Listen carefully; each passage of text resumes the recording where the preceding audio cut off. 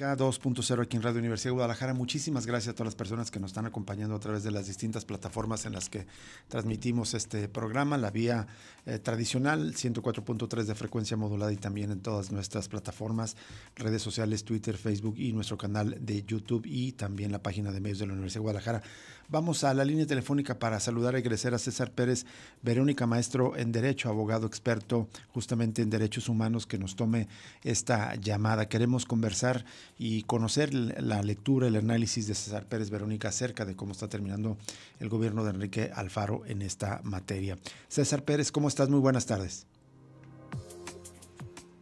Un gusto saludarlos y un saludo también a la audiencia. Muchísimas gracias, César. Pues, ¿cuál es tu análisis? Ha sido 6 años en los que, pues, en todo el país, pero en Jalisco hay una peculiaridad, una particularidad en términos de la violencia organizada y todas sus aristas, como son las desapariciones, las fosas clandestinas, la crisis forense. En conjunto, ¿cómo estás viendo en materia de derechos humanos que está terminando el sexenio de Enrique Alfaro?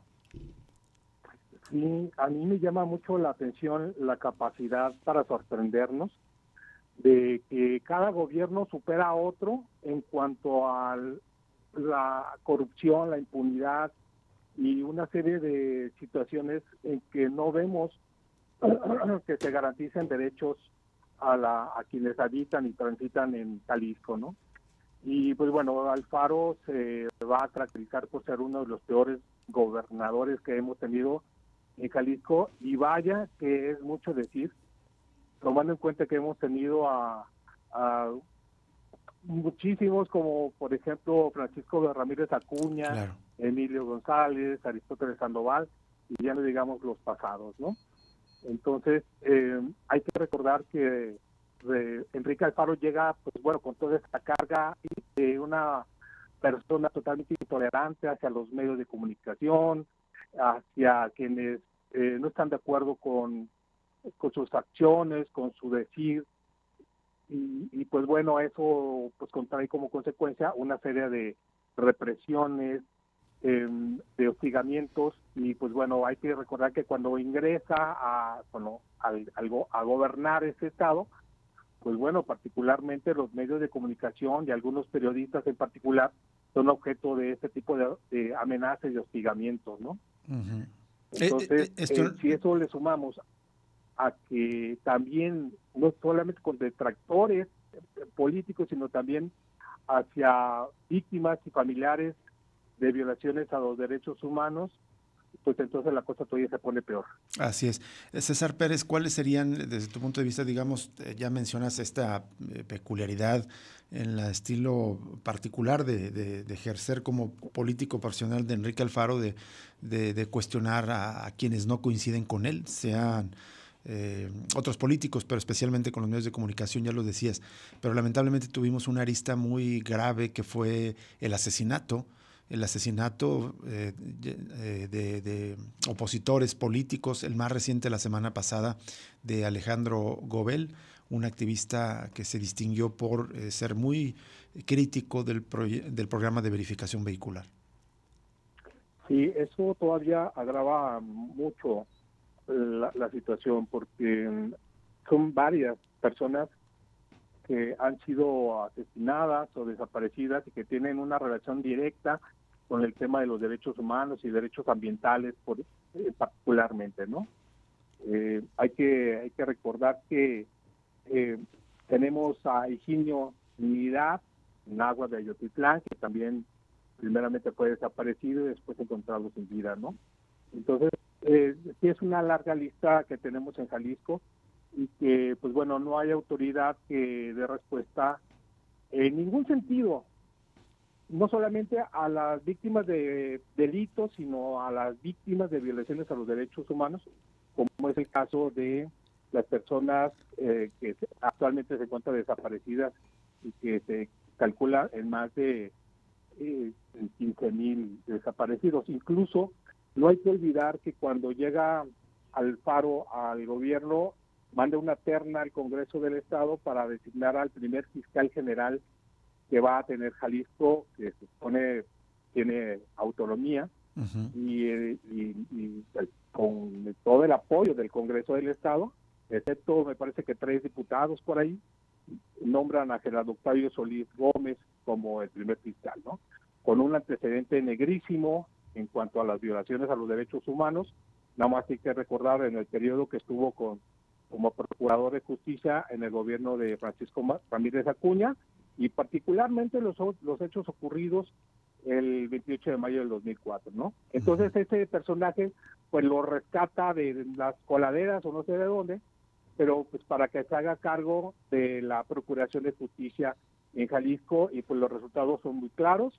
Hasta la fecha han sido totalmente ineficientes, ineficaz, y pues bueno, su sucesor pues corre la misma suerte, ¿no?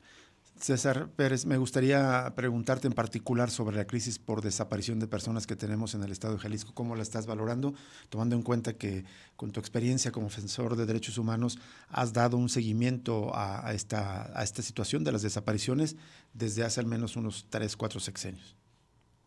Sí, es muy doloroso esto que están viviendo las familias, y la sociedad en su conjunto, porque hasta la fecha es totalmente impune el desaparecer a personas, incluso dentro de sus propios domicilios, de sus propios trabajos, en la calle o en cualquier lugar, y donde no hay consecuencias para los perpetradores, para los criminales, ya sea uniformados, de agentes de seguridad o del crimen organizado. Entonces, la situación es totalmente desesperante, es un estado de indefensión total, donde no ha habido un poder humano que pueda garantizarles un mínimo de justicia y verdad a las familias, y tampoco a las personas desaparecidas a ser buscadas con todas las diligencias necesarias. Entonces, me parece que es precisamente por eso será recordado como uno de los pésimos y los malos gobiernos que ha tenido Jalisco, precisamente por su negligencia criminal, porque no ha hecho absolutamente nada para que las familias puedan tener la certeza de que se está investigando, pero sobre todo que se está previniendo la desaparición de personas. Y el ejemplo más claro que tenemos en este momento es la desaparición de jóvenes en la nueva central camionera, donde no obstante que esto es permanente, que se calcula en 30, hay organizaciones, colectivos que hablan de hasta 80 personas que han desaparecido de ese lugar. No ha habido ni cámaras, no ha habido ni medidas preventivas ni de seguridad para que se siga o se impida que esos delitos se sigan cometiendo. Entonces, sí es muy delicado, muy grave, porque también ya Jesús ahorita daba cuenta de este caso que publica Mural, donde incluso las propias personas de la Fiscalía encargada de investigar las desapariciones de personas, pues dice que no puede emitir una ficha porque es fin de semana, ¿no? Terrible. Esa negligencia y esa indolencia es la que ha caracterizado precisamente a Enrique Alfaro, porque si el gobernador es el que no es empático, al contrario, agrede con su indiferencia, con su lenguaje, pues bueno, pues los demás servidores públicos van a hacer algo, ¿no? Igual, precisamente por lo mismo. Así es. César Pérez, te saluda Jesús Estrada. Justo quería hacerte un par de preguntas de este último aspecto, hablando de lo que es cómo permean las palabras del gobernador a la operatividad de la estructura del gobierno. Preguntándote, porque a partir del escándalo por las desapariciones en torno a la nueva central, el gobernador dijo que era mentira, lo negó, y ya vimos en un trabajo de Zona Docs cómo ahora las autoridades de la Fiscalía aparentemente están distinguiendo entre cuando es un caso de un reclutamiento forzado, lo consideran ausencia voluntaria, de manera que no investigan como desaparición. Es gravísimo preguntarte eso. Y el otro aspecto de este sexenio, que fue el halconazo tapatío 5 de junio del 2020, en el marco de una protesta contra los abusos policiales, como decenas de personas fueron desaparecidas durante horas en las inmediaciones de la Fiscalía, y muchas de ellas recibieron tratos crueles y tortura. ¿Cómo se inscribe también ese hecho en el balance del gobierno de Alfaro? Sí, Jesús, precisamente hace 2 años, en noviembre de 2024, Enrique Alfaro manifestó que 9 de cada 10 casos eran ausencias voluntarias, ¿no? Entonces, pues si eso lo dice el gobernador, pues bueno, pues los que trabajan en la fiscalía especializada, en el resto de las fiscalías o las instituciones de seguridad, pues obviamente van a tomar esto como verdad absoluta, y también por comodidad y también por otras cosas que algún día sabremos, ¿no? Pero esa es la forma en que se comparte. Digo, si tiene más interés en ser entrenador de fútbol y irse a vivir a España que en atender a las víctimas, y el ejemplo lo vimos apenas este fin de semana, ¿no? Donde el colectivo Luz de Esperanza pues, despliega toda una actividad importante de búsqueda, como es la pega de cédula, y al día siguiente pues, se encuentra que todas se las quitaron, ¿no? Esa es la indolencia, y eso es lo que va a caracterizar a este señor, que no debemos de olvidar. Y esto que comentabas, Jesús, sobre el halconazo tapatío, pues no hay que olvidar que Giovanni López fue asesinado por policías de Esclavocán de los Membrillos, pero todo se enmarca en esto de la pandemia. Y que Enrique Alfaro lanza un decreto a los presidentes municipales para que ordenen a sus policías para que todas las personas que no tuvieran cubrebocas fueran detenidos y llevados a los separos. Entonces, esta muerte también se la achacamos, o se la achaco directamente a Enrique Alfaro por ser él en la parte intelectual, y que llevó como consecuencia los hechos donde la represión fue brutal, y además donde se reconoció la participación del crimen organizado, y que hasta la fecha pues parece ser que ahí sigue, porque nunca hubo investigación, nunca hubo un deslinde, y esto pues bueno refleja a todo color lo que ha sido y será recordado este gobierno. Así es. César Pérez, finalmente pues se supone que tenemos una Comisión Estatal de Derechos Humanos que justamente debe de velar por esta protección de las garantías que tenemos todos, que nos conceden la Constitución, y sin embargo me parece que ha tenido pues un papel poco crítico. ¿Cuál es tu balance de la participación de la Comisión Estatal de Derechos Humanos, especialmente en esta última administración? Sí, fíjate, Rubén, que pues llama mucho la atención que haya, bueno, la verdad es que esta Comisión Estatal de Derechos Humanos no ha funcionado desde hace 3 décadas, por lo menos, ¿no? Desde que se crea, por ahí tuvo una etapa, digamos, un poco digna, pero el resto ha sido totalmente contrario a la defensa y protección de los derechos humanos de las y los jaliscienses.